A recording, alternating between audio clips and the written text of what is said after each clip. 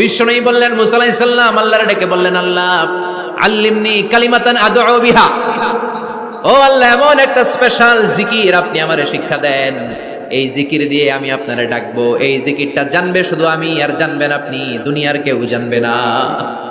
এমন একটা জিকির শিখান যে জিকিরটা কেউ জানে না, জানবে শুধু আমি আর জানবেন আপনি।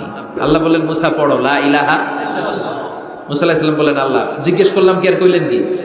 লা ইলাহা ইল্লাল্লাহ এটা তো জাতীয় জিকির, কথা কন, এটা তো ইন্টারন্যাশনাল জিকির, এটা তো সবাই পারে। আমি তো চাইছি এমন একটা এক্সক্লুসিভ যেটা আপনি আর আমি ছাড়া কেউ জানে না, শুধু জানবেন আপনি আর আমি। আল্লাহ বললেন, মুসা এর চাইতে শ্রেষ্ঠ জিকির আমার কাছে নাই।